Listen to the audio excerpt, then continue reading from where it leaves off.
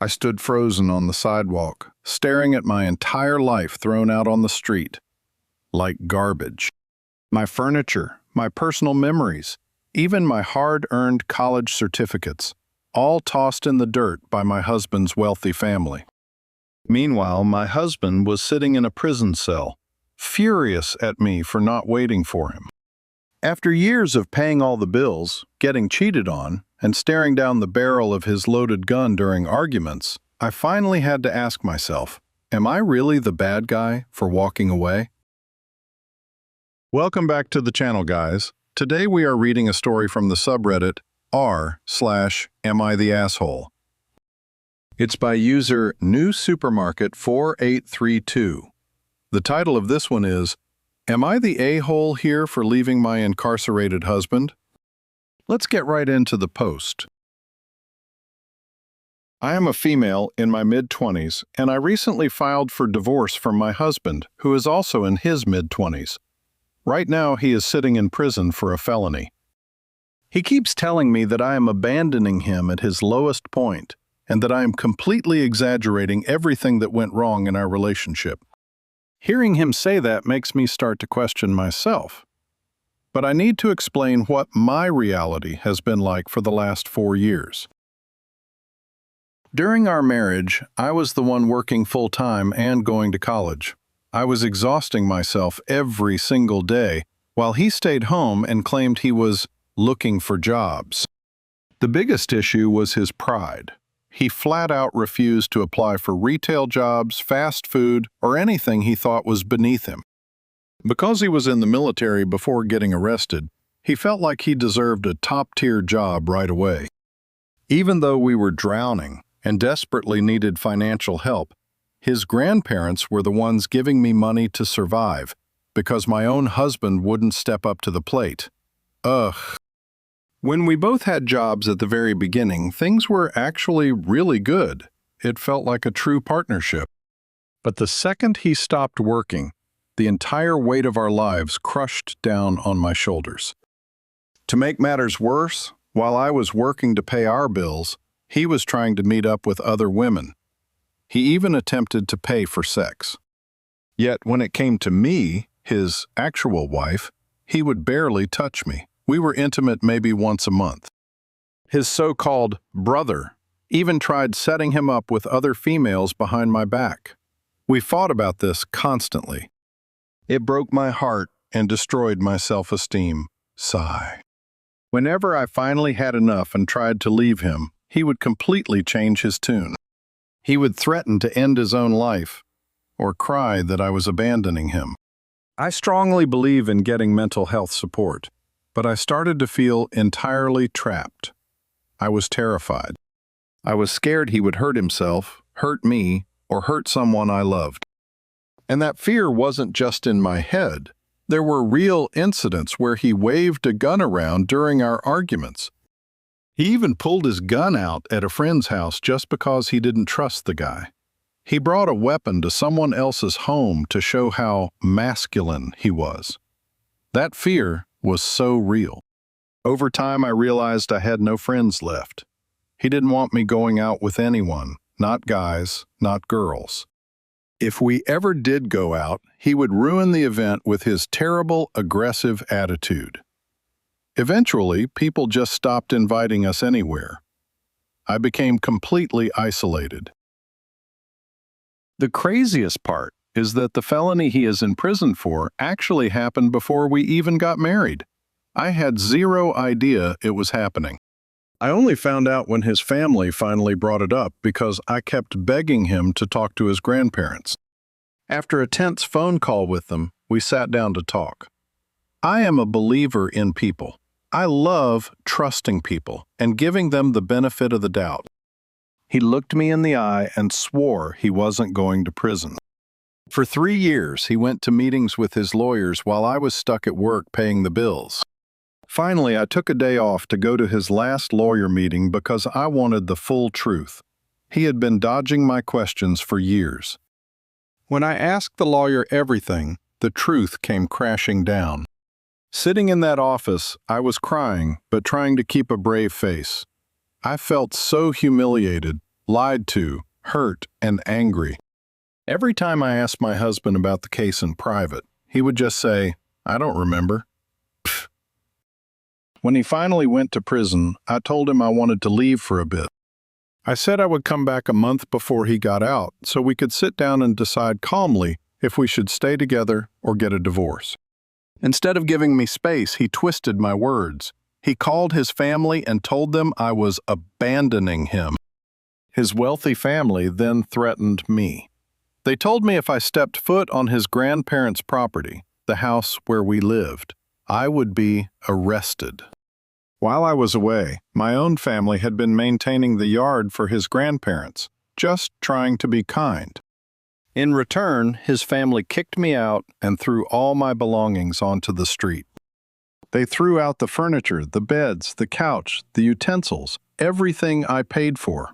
They threw away my personal hobbies and my hard-earned college certificates. The only thing my husband cared about saving was his video games. That was the final straw. That is what made me file for divorce. I filed uncontested without a lawyer because I simply didn't have the money to fight his rich family.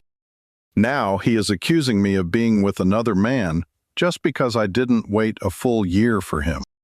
Meanwhile, whenever he called from prison, I would work double shifts or stay late at college just to avoid the phone. I was so unhappy. If I was on the phone with him and briefly talked to a coworker or a classmate, he would huff, get aggressive, and hang up on me. When I finally told the few people I knew that I was leaving him, they actually congratulated me. That honestly shook me. It made me realize how terrible my life must have looked to everyone else. He says I'm delusional and exaggerating. But this has been 4 years of feeling small, controlled, lied to, isolated, and mentally drained. Now that he is locked up, I finally feel light. For the first time in years, I am focusing on myself. Am I the a-hole for choosing to divorce him instead of standing by my man? Finding my freedom update. I wasn't sure how to update this, but I want to share where my life is at now. My divorce was officially granted on March 27, 2026 at 10:25 a.m. I was able to change my name back to my maiden name. Since then, I have completely restarted my life. I moved all the way across the country with my 3 dogs to a state he knows nothing about. I got my own 1-bedroom apartment and I am working full-time at a hospital. Life has honestly been treating me so well. When I left, I had to restart from scratch with nothing but 4 pairs of clothes, a bag of dog food, and my pups. It was scary, but I feel so much peace now. I feel independent. I feel like I can finally move forward.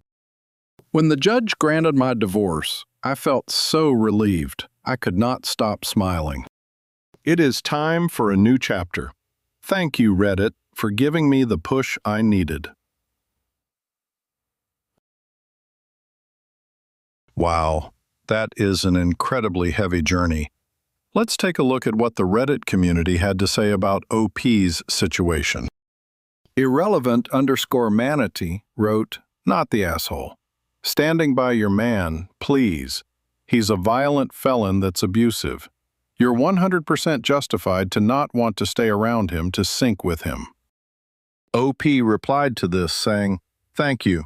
I really needed this reality check more than you know. This really helped."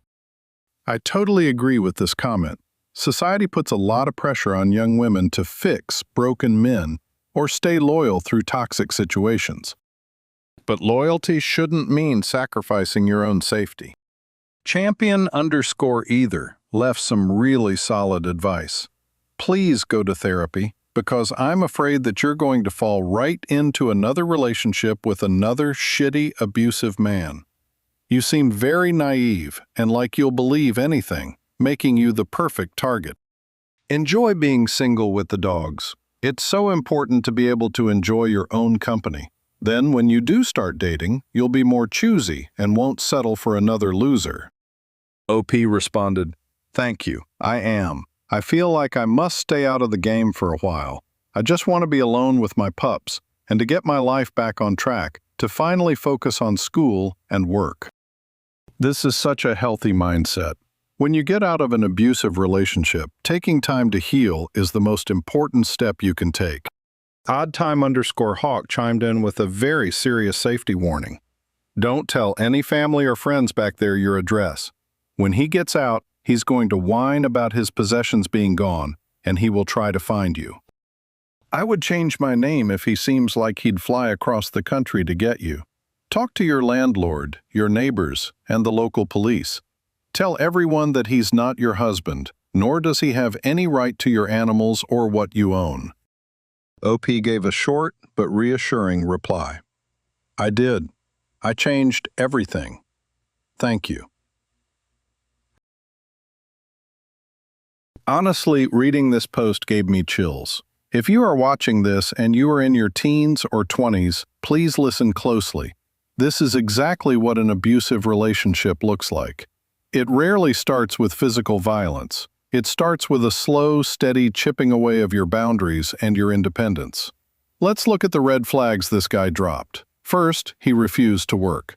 He used his pride as an excuse to financially drain OP while she exhausted herself at college and work. Financial abuse is a very real thing. It's a way to make sure the partner stays stressed and trapped. Then came the emotional abuse and the cheating. He sought out other women and tried to pay for sex, all while ignoring his own wife. He did this to destroy her self-worth. When she finally tried to set a boundary and leave, he used the ultimate manipulation tactic, threatening to end his own life. This is a classic move to create a trauma bond. It forces the victim to feel responsible for the abuser's survival. But the most terrifying part of this entire story is the gun. Waving a loaded weapon in your partner's face during an argument isn't just a red flag. It is a giant flashing neon sign that your life is in danger. Abusers use weapons to establish ultimate control and dominance. OP was completely right to be terrified. And let's not forget his toxic family. Instead of supporting the woman who was keeping a roof over their grandson's head, they threw her life's work onto the street like garbage. They are enablers, and they are just as bad as he is. Him going to prison was honestly a blessing in disguise. It gave OP the physical distance she needed to break the spell of manipulation, pack up her dogs, and start a brand new life. She didn't abandon him. She rescued herself. Deep breath.